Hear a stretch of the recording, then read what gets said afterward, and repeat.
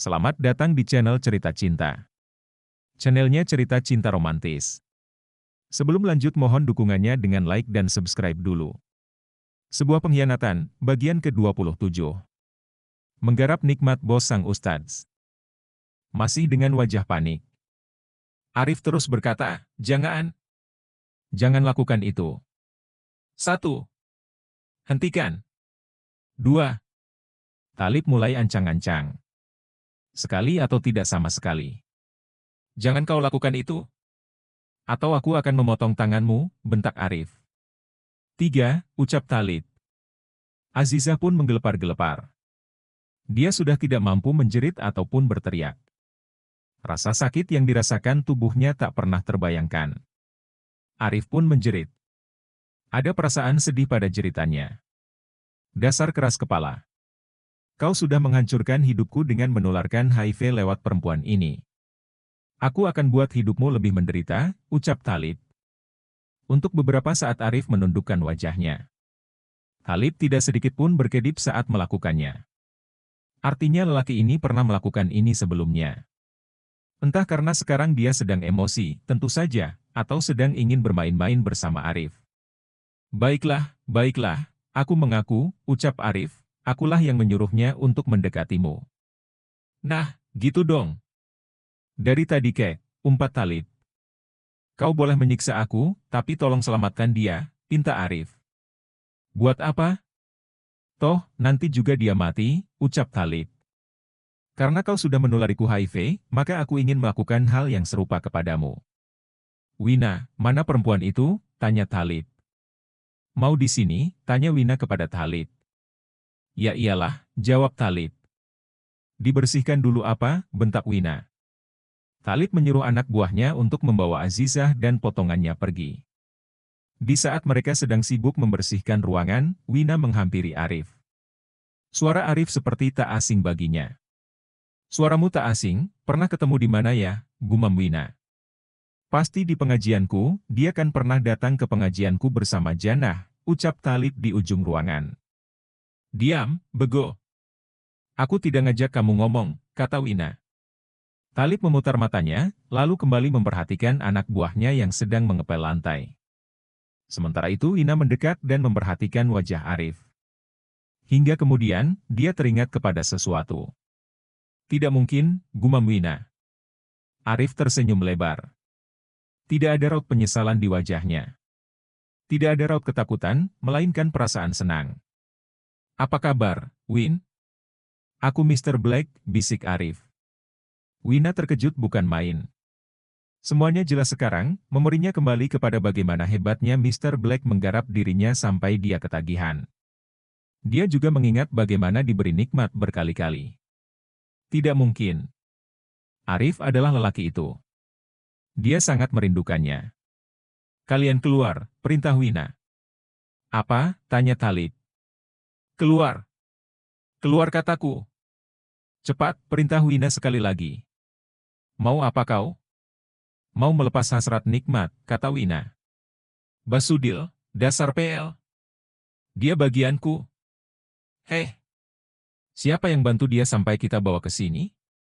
Siapa yang bantu nangkap Azizah? Setidaknya aku boleh dong nikmatin dia, kata Wina. Basudil, Talib membuang nafas kasar. Dia tidak senang, tetapi dia sudah tahu tabiat Wina. Keinginannya tak bisa ditolak. Asal jangan kau lepaskan dia. Jangan pula buat dia loyo. Dia harus digarap sama perempuan yang kena HIV yang sudah kita siapkan. Sudah pergi sana. Jaga di luar. Aku mau nikmat, bentak Wina. Talib dan anak buahnya saling berpandangan. Mereka tentu saja tidak berani kepada Wina. Mengingat ayah Wina sangat berkuasa, bahkan gaji tukang pukul itu digaji oleh ayahnya Wina. Terkadang aja sebagian tukang pukul itu beruntung bisa nikmat sama Wina, tetapi itu pun mereka lebih kepada tersiksa, karena Wina benar-benar tidak puas dengan orang yang permainan ranjangnya tidak bagus. Setelah pintu ditutup, tanpa ragu lagi Wina naik ke pangkuan lelaki itu, menjalankan tugas yang diinginkannya. Kau ternyata pria itu. Ah, brengsek, tahu gini aku nggak mau nangkep kamu. Tahu nggak aku kangen kamu. Enak aja, setelah garap aku dibiarin nunggu sebulan, racau Wina sambil memagut Arif. Dari gamisnya sudah terasa kalau Wina ini tak memakai pakaian dalaman. Saking rindunya kepada Arif, Wina pun memeluk pria ini erat-erat seolah-olah tak ingin dilepaskannya lagi. Perempuan itu menatap Arif dengan tatapan sayu dan tentu saja hasrat yang membumbung. Dia mengamati wajah Arif. Kalau saja dia tahu Arif adalah lelaki itu, tentunya dia tidak akan mau mencelakainya, tapi sudah terlanjur. "Kau mau aku puaskan?" tanya Arif. Wina mengangguk. "Lepaskan aku," pinta Arif. Tanpa disuruh kedua kali, Wina beranjak dari pangkuan Arif, lalu melepaskan ikatan Arif. Badan Arif sedikit sakit akibat kecelakaan, kini serasa plong setelah ikatannya terlepas. Sebenarnya, bisa saja Arif saat itu lari dan meninggalkan Wina, tetapi itu bukan rencananya. Setelah ikatannya terlepas, Arif menggeret Wina untuk berhadapan dengannya. Keduanya saling berhadapan tanpa berkedip, hanya deru napas mereka yang saling memburu. Terutama Wina, saat tangan Arif mulai dengan lembut menyentuh lengannya, menaikkan gamis yang dia pakai. Wina memejamkan mata, meresapi sentuhan pria itu.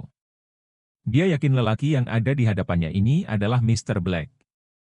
Wajah perempuan ini cantik sebenarnya, kulitnya juga mulus, tapi kelakuannya brengsek. Dia didorong Arif hingga menempel di salah satu meja yang terletak di ruangan itu. Ternyata ada meja biliar yang tidak terpakai dan Wina diangkat untuk duduk di atas meja tersebut. Dengan semangat 45, Arif mulai melaksanakan aksinya. Tugasnya harus diselesaikan dengan sempurna.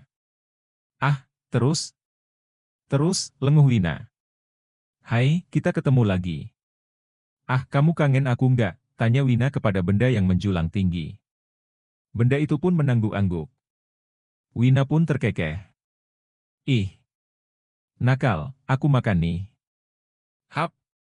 Arif makin belingsatan, dia tak mempedulikan kalau Talib dan anak buahnya berjaga di luar. Sebab, Arif tahu kalau bos besar yang membuat Talib tunduk adalah Wina dan dia berhasil menundukkannya. "Enak ya?" tanya Arif. "Enak," jerit Wina.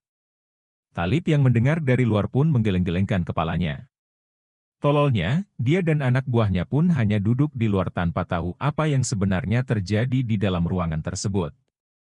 Arif terus-terusan menjalankan aksinya makin bersemangat. "Haha, enak. Lagi dong, belum puas aku," kata Wina. "Tenang, aku bikin kamu pingsan hari ini," kata Arif.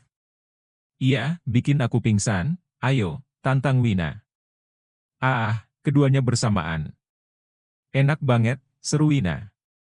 "Sini. Jangan tiduran saja."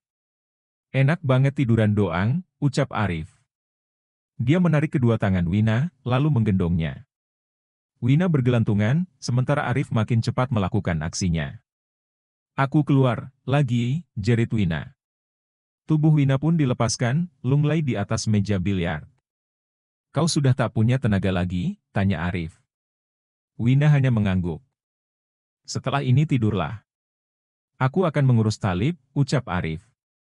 "Mister, kayaknya aku jatuh cinta sama Mister," kata Wina lirih.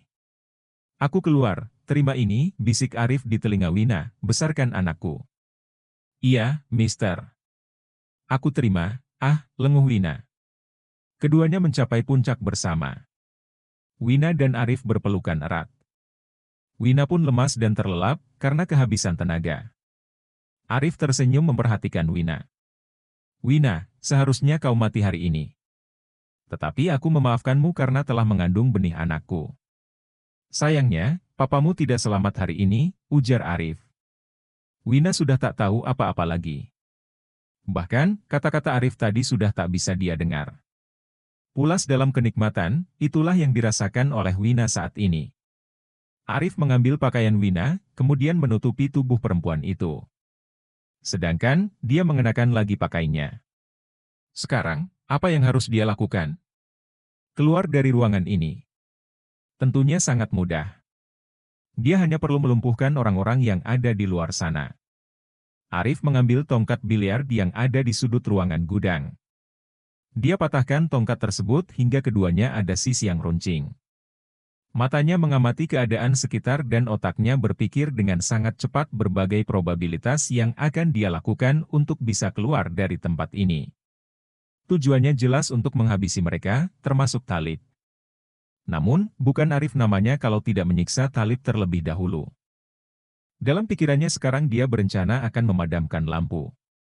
Hal ini akan membuat orang-orang yang ada di luar masuk, lalu Arif akan melumpuhkan mereka satu persatu menyerang titik-titik vital mereka dengan patahan tongkat biliar. Berapapun jumlahnya tidak masalah, gudang ini punya banyak sekali peralatan yang bisa digunakan untuk menghabisi orang lain. Bagaimana dengan parang? Parangnya hanya satu, Arif bisa melumpuhkan si pemegang parang kalau hanya satu orang yang membawa senjata itu. Setelah dirasa perhitungannya tepat, dia pun menghancurkan lampu ruangan itu dengan tongkat biliar. Suara ledakan lampu membuat orang-orang yang berada di luar terkejut. Mereka pun masuk tanpa bisa melihat apapun. Tahu-tahu, mereka menjerit dan ambruk dan tak bernafas begitu saja. Bersambung.